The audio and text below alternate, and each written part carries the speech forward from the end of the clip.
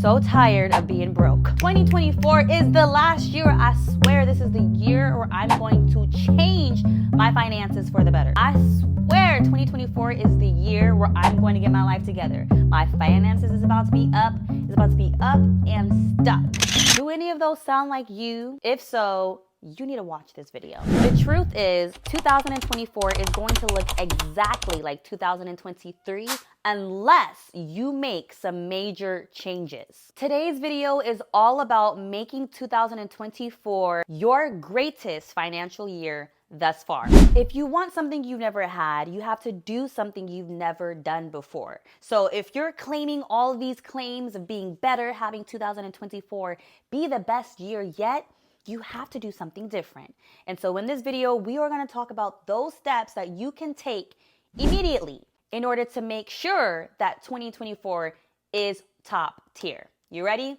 Let's get it. The very first thing you need to do is to be real with yourself. You really have to ask yourself a couple of questions. The first question you need to ask yourself is, how am I really doing financially? What is my financial health? It's easy to do a mental check and say, yeah, my finances are doing great. I got money in my account. There's payday. I got paid. I'm not broke. But let's be honest, if you are in denial about how your finances are, if the reality is that you are living paycheck to paycheck, you have to be honest with yourself about that. So sit down and write it out. Write out your money in and your money out. How much money are you making on a monthly basis? And how much money are you spending on a monthly basis? Getting out of denial is the first step to changing your financial future. You have to be real. You have to be real so that way you can see exactly where your money is coming in from and exactly where your money is going out. That's number one. Number two is creating a positive belief around money. You have to believe that money is a tool. You have to not think that money is evil. Yes, I know that it says in the Bible that the love of money is the root of all evil. However, they say the love of money. It says that if you put money before our God or before the Creator. Now, that's not what we're talking about here. You have to get out of that mentality that money is evil. It is not evil. There's a lot of good people who do a lot of good things with money being a tool. You see money as a resource to allow you to fund the lifestyle that you want to create for yourself. Or you see money as a tool to be able to give back to your family, your friends, and your community. It is not evil. It is what you do with it. It's your belief, the system that you create around the belief of money. That's number two. Number three is that you actually have to have a plan. What do they say?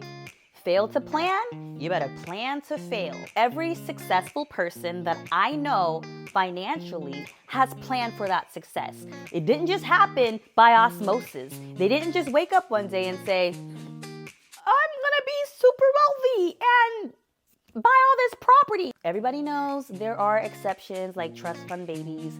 I don't know anybody like that though. So that's why I said personally, okay? Having financial goals is crucial and you have to be specific about the number. You can't just say, oh, I want to be wealthy. What's wealthy? Define what wealthy means to you. Define what financial independence means to you. You have to sit down with yourself and think about this. And if I have to say so myself, I think that this is quite liberating. It's quite fun to sit down and think, how much money do I need to actually be happy and be satisfied and be considered successful for me? This number can be anything for you. This number could be $1 million a year. This financial goal could be $20,000 a month. Maybe you just want just enough to be able to take you and your family on a vacation 2 times a year. You have to write it down and you have to make it clear and you have to have a measurable number, right? You can't just say rich. I'm rich, bitch! Everybody want to be rich. That's not unique. Having a clear financial goal is number 3. Number 4, which is my favorite, it's time to actually increase your income. Okay, baby, because let's be honest, if you have a goal and you're super ambitious, say that your goal is $1 million a year. Or better yet, let's bring that number down a little bit more. Let's say that your goal in the next year, $100,000 a year. If your goal is $100,000 and say you're working at a minimum wage job for $18 an hour, if you continue to only work your job for $18 an hour, how long is it going to take you to make six figures a year? It's actually quite impossible, right? With that being your only source of income. So that's why increasing your income is my favorite part and is the best thing that you can do. I personally vouch for investing in yourself. And you can invest in yourself in many ways. You can increase your skill set. You can literally start investing in stocks and in real estate. You can invest in your education. You can invest in mentorship. You can invest into your health. Don't sleep on this one, okay? Your health is super important. What good is riches if you aren't healthy enough to go out and actually see the riches being healthy? The way that I have invested in myself, I personally went out and increased my skill set. I have a video right here that I talk about my story about how I went from $18 an hour as a CVS manager to earning $90,000 a year and almost hitting six figures in tech after my first year in technology. So if that's something that you can see yourself doing as well, I highly recommend a Tech BootCamp. And a Tech BootCamp is a condensed course that's going to give you all the information and the tools that you need to successfully land a high-paying tech career. This video is actually sponsored by Course Careers. Course Careers is an educational platform that is specifically designed to take students who have little to no information about tech and get them the knowledge and the skill sets that they need in order to land a high-paying tech role. If this sounds like you, definitely check out the link in my bio below. And if you decide to sign up, you get $50 off using my link down in the description below. I have personally invested in countless hours of different ways to increase my skill set. Like I said before, it's tech. I have invested in mentorship and I have invested in education. For you, you have to think about what matters most to you. It could be real estate, it could be drop shipping, it could be any of these courses that allow you to be able to sit down for 6 months maximum, right? You want to race to six figures. If that's your goal, you want to figure out what's the fastest vehicle to get me to my goal. So you start doing your research. I've already named a few for you. Tech is a good one. Real estate is another good one. And so is e-commerce. These are all multi-million-dollar industries. So we went over a lot of key points. 1, stop being in denial about your finances. 2, you have to raise your belief system about what money is and how money can actually be used as a tool in a positive way. 3, financial goal, having a real target for increasing your income, whether that's in education, mentorship, or even your health. And the last one is creating cash flow and passive income. Passive income is money that's coming into your account with you doing little to no effort. There are a number of ways to create cash flow in a passive income style, such as investing in stocks, investing in real estate, or you can even put your money into a high yield savings account. The most safest way of the three is a high yield savings account. Now, what's a high yield savings account? If you don't know already, when your money sits in the bank, your bank is actually using that money to trade for their own interest. If you have your money sitting in the bank, the banks are using that money and you get maybe a 0.01% interest of return of the money that sits in that account. The banks, on the other hand, are charging 20% to lend to the borrowers in order for them to invest your money.